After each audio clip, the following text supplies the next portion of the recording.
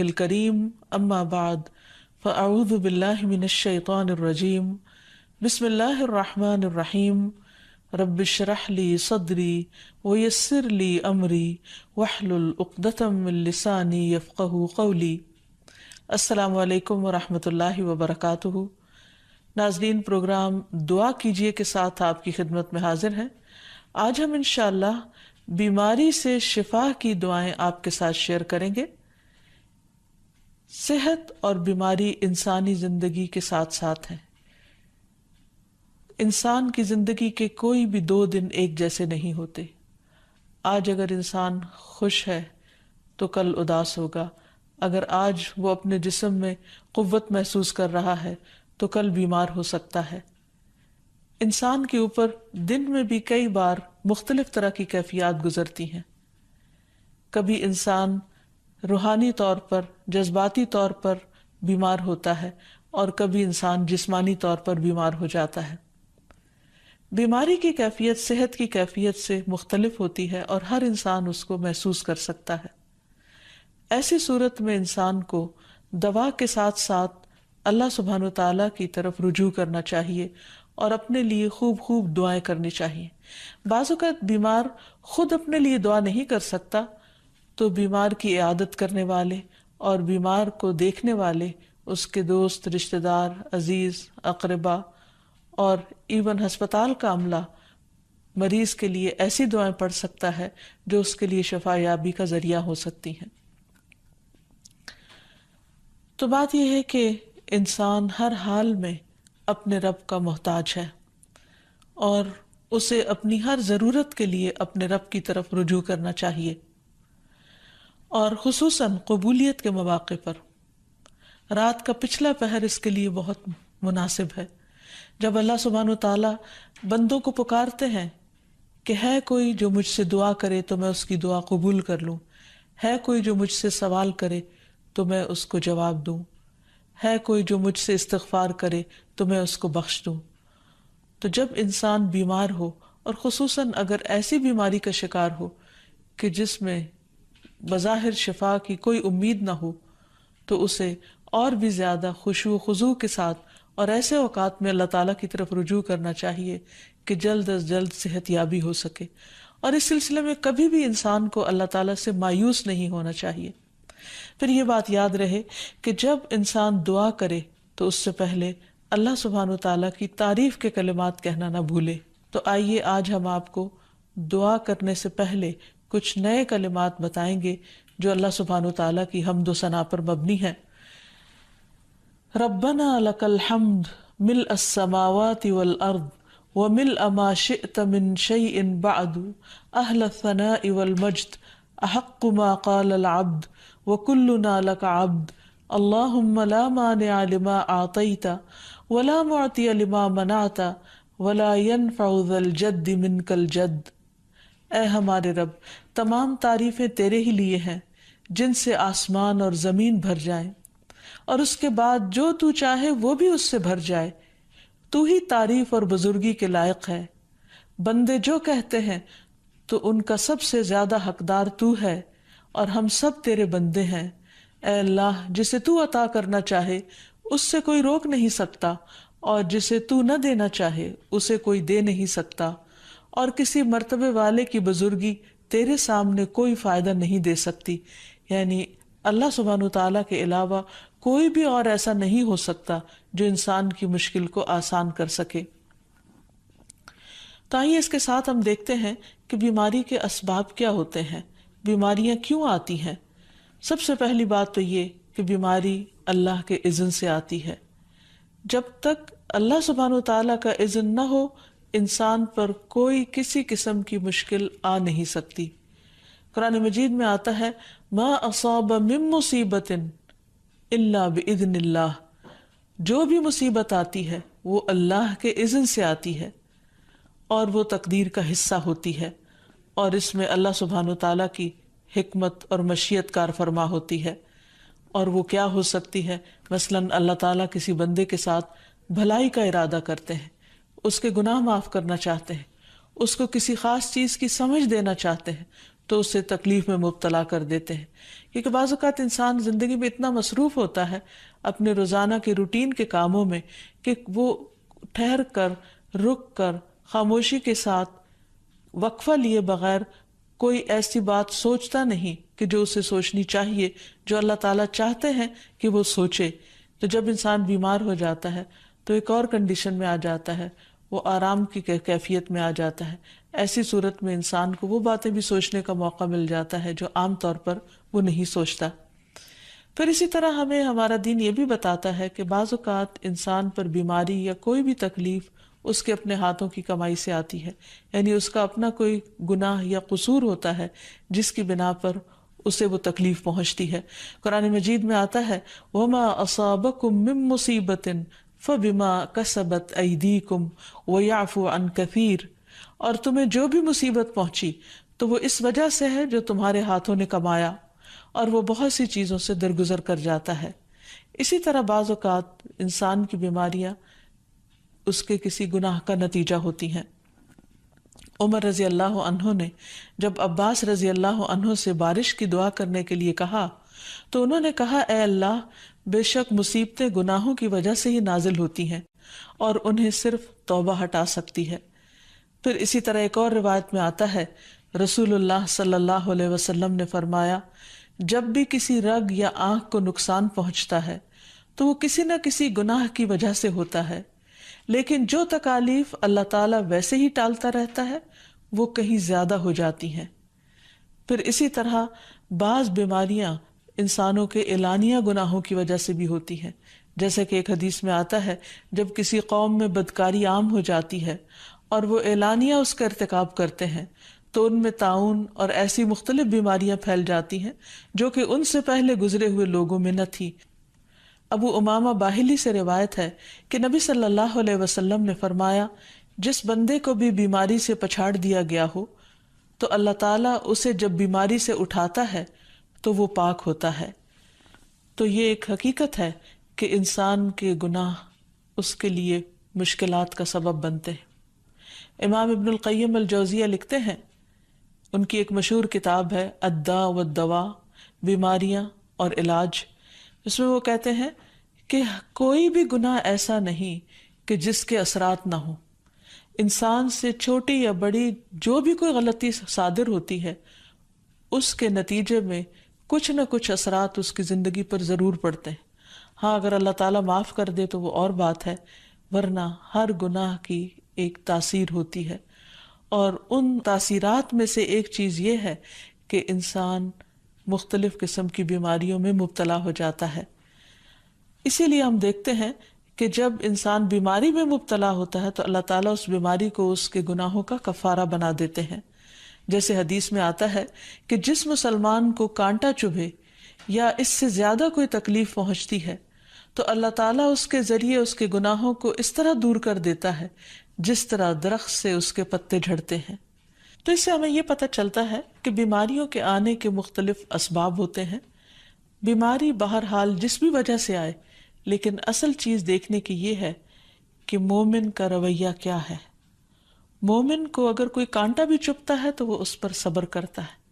اس لیے بیماری یا تکلیف کے آنے پر انسان کو اللہ سے راضی رہنا چاہیے، شکوہ نہیں کرنا چاہیے، کیونکہ جو اللہ سے راضی ہو جاتا ہے کسی آزمائش پر، اللہ تعالیٰ بھی اس سے راضی ہو جاتا ہے۔ پھر اسی طرح اللہ تعالیٰ کا شکر ادا کرنا چاہیے، کیونکہ بیماری اس سے زیادہ شدید بھی ہو سکتی تھی۔ لہٰذا انسان کو اللہ تعالیٰ جس حال میں رکھے انسان اس پر شکر گزار رہے۔ پھر یہ کہ انسان کسی بھی بیماری میں کسی بھی قسم کی ہو اور زندگی کے کسی بھی حصے میں ہو، اس میں مایوس نہ ہو، پر امید رہے کہ بیماری دور ہو جائے گی۔ پھر اسی طرح اگر بیماری طول پکڑ جائے تو انسان کو گھبرانا نہیں چاہیے، کیونکہ ہر گزرنے والا لمحہ انسان کے درجات میں اضافے کا سبب بنتا ہے اور اس کے گناہ مسلسل جھڑتے چلے جاتے ہیں حتیٰ کہ انسان بالکل پاک صاف ہو جاتا ہے۔ پھر اسی طرح انسان کو بیماری کی حالت میں دوسروں سے شکوے شکایات نہیں کرنی چاہیے، کیونکہ بیماری اللہ کے اذن سے آتی ہے، اور جب انسان ہر ایک کے آگے رونے لگتا ہے تو گویا وہ اللہ تعالیٰ کا شکوہ کر رہا ہوتا ہے، جو چیز اللہ تعالیٰ کو پسند نہیں۔ پھر اسی طرح منہ سے برے الفاظ نہیں نکالنے چاہیے، بیماریوں کو کوسنا نہیں چاہیے، اور پھر ایسے الفاظ نہیں ادا کرنے چاہیے کہ مجھے لگتا ہے کہ اس بیماری میں میری زندگی چلی جائے گی، یا یہ کہ کسی مریض کی عیادت کے لیے جا کر اس کو اس قسم کی بات نہیں کرنی چاہیے، خواہ کتنی ہی خطرناک بیماری کیوں نہ ہو، ہمیشہ اسے امید دلانے چاہیے، کیونکہ مایوسی کے الفاظ اور برے بھلے اور منفی قسم کی باتیں اللہ تعالیٰ کو پسند نہیں، اور انسان ویسے بھی جیسے سوچتا ہے پھر اس کے ایکشن اس کے مطابق ہونے لگتے ہیں۔ اب یہ ہے کہ انسان بیماری میں دوا ضرور کرے، کیونکہ حدیث میں آتا ہے کہ اللہ تعالیٰ نے کوئی بیماری ایسی نہیں اتاری جس کے لیے دوا نہ اتاری ہو۔ ہاں، جسے معلوم ہو اسے معلوم ہوتا ہے، اور جسے نہیں معلوم ہوتا اسے نہیں معلوم ہوتا۔ بعض اوقات اللہ تعالیٰ ڈاکٹر کے دل میں ڈال دیتا ہے اور اس کا علاج اس کو سمجھ میں آ جاتا ہے، اور بعض اوقات وہ بیماری لا علاج ہوتی ہے، حالانکہ اس کا علاج موجود ہوتا ہے مگر کسی کو بھی علاج سمجھ میں نہیں آتا۔ بہرحال نوعیت کچھ بھی ہو تو علاج ضرور کراتے رہنا چاہیے، اور کبھی مایوس نہیں ہونا چاہیے کہ اس بیماری کا علاج ہو نہیں سکتا، نہیں، ایک کے بعد ایک کوشش انسان کرتا رہے، اور جب اللہ کا اذن ہوگا بیماری دور ہو جائے گی۔ اور اس کے ساتھ ساتھ انسان یہ بھی یقین رکھے کہ شفا اللہ کے ہاتھ میں ہے، کسی ڈاکٹر کے ہاتھ میں نہیں، کسی انسان کے ہاتھ میں نہیں، کیونکہ جب تک اللہ کا اذن نہ ہو شفا نہیں ہو سکتی، خواہ کوئی کتنا بھی بڑا ڈاکٹر کیوں نہ ہو۔ اسی لیے نبی صلی اللہ علیہ وسلم کی دعاؤں کے آخر میں آتا ہے کہ لا شفا الا شفاؤک، کوئی شفا نہیں مگر تیری ہی شفا، یعنی جو اللہ سبحانہ وتعالیٰ اپنے بندے کو شفا عطا کرے۔ پھر اسی طرح یہ ہے کہ حضرت ابراہیم علیہ السلام نے اللہ سبحانہ وتعالیٰ کے بارے میں فرمایا تھا کہ وَإِذَا مَرِضْتُ فَهُوَ يَشْفِينِ، کہ جب میں بیمار ہوتا ہوں تو وہی مجھے شفا دیتا ہے، یعنی اللہ تعالیٰ ہی اس بیماری کو دور کرتا ہے۔ اسی طرح ایک اور روایت سے بھی پتہ چلتا ہے کہ شفا دراصل اللہ سبحانہ وتعالیٰ کے ہاتھ میں ہے۔ حضرت عائشہ سے مروی ہے کہ رسول اللہ صلی اللہ علیہ وسلم دم کیا کرتے تھے اور یہ دعا پڑھتے تھے، امسح البأس رب الناس بیدک الشفاء لا یکشف الکرب الا انت، اے لوگوں کے رب تکلیف کو دور کر دے، تیرے ہی ہاتھ میں شفا ہے، تیرے سوا اس کو دور کرنے والا اور کوئی بھی نہیں۔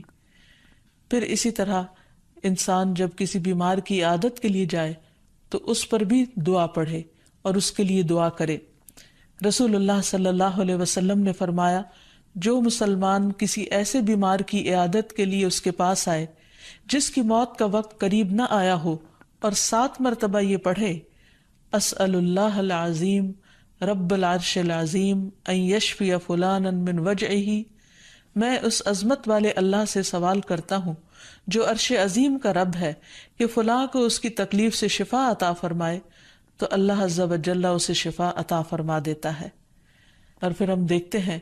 کہ تمام انبیاء اپنی بیماریوں میں، تکلیفوں میں اللہ تعالیٰ کو پکارتے تھے، جیسا کہ ایوب علیہ السلام کی دعا قرآن مجید میں آتی ہے، وَأَيُّوبَ إِذْ نَادَى رَبَّهُ أَنِّي مَسَّنِيَ الضُّرُّ وَأَنْتَ أَرْحَمُ الرَّاحِمِينَ فَاسْتَجَبْنَا لَهُ فَكَشَفْنَا مَا بِهِ مِنْ ضُرٍّ وَآتَيْنَاهُ أَهْلَهُ وَمِثْلَهُمْ مَعَهُمْ رَحْمَةً مِنْ عِنْدِنَا وَذِكْرَى لِلْعَابِدِينَ۔ اور ایوب جب اس نے اپنے رب کو پکارا کہ بے شک مجھے تکلیف پہنچی ہے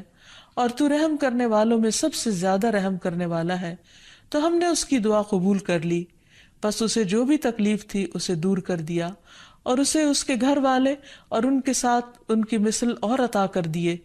اپنے پاس سے رحمت کے لیے اور ان لوگوں کی یاد دہانی کے لیے جو عبادت کرنے والے ہیں۔ اسی طرح رسول اللہ صلی اللہ علیہ وسلم نے ایک اور موقع پر ایک صحابی عثمان بن ابی عاص الثقفی کو ایک دعا سکھائی۔ جب وہ نبی صلی اللہ علیہ وسلم کے پاس حاضر ہوئے، وہ کہتے ہیں مجھے اتنی تکلیف تھی کہ قریب تھا کہ وہ مجھے ہلاک کر دیتی، تو نبی صلی اللہ علیہ وسلم نے مجھے فرمایا اس درد کی جگہ پر اپنا دایاں ہاتھ رکھو اور 7 مرتبہ کہو بسم اللہ اعوذ بعزت اللہ وقدرتہ من شر ما اجد واحاذر، اللہ کے نام کے ساتھ میں پناہ مانگتا ہوں اللہ کی عزت کی اور اس کی قدرت کی اس شر سے جو میں محسوس کرتا ہوں، یعنی اس تکلیف سے بچنے کے لیے جو مجھے محسوس ہو رہی ہے اور جس سے میں خوف محسوس کرتا ہوں۔ عثمان کہتے ہیں کہ جب میں نے یہ پڑھا تو اللہ سبحانہ وتعالیٰ نے مجھے شفا عطا کر دی۔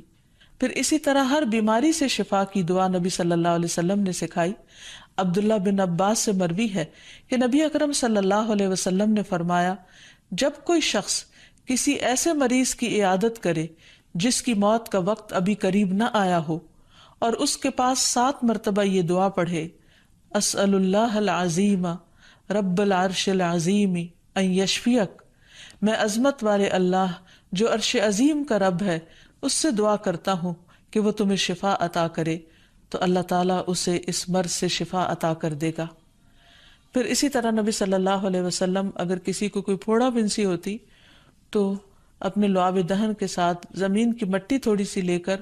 اس درد تکلیف والی جگہ پر لگاتے تو اس سے بھی شفا ہوتی۔ حضرت عائشہ کہتی ہیں کہ جب کسی انسان کے عضو میں کوئی تکلیف ہوتی، پھوڑا یا زخم ہوتا، تو نبی صلی اللہ علیہ وسلم اپنی انگلی اس طرح رکھتے، اور سفیان جو راوی ہیں انہوں نے اپنی شہادت کی انگلی زمین پر رکھی، پھر اسے اٹھا کر فرمایا بسم اللہ تربت اردنا بریقت بعدنا لیشفى به سقیمنا باذن ربنا، اللہ کے نام کے ساتھ ہماری زمین کی مٹی ہمارے رب کے حکم سے ہم میں سے بعض کے تھوک کے ساتھ ہمارے بیمار کو شفا دی جائے۔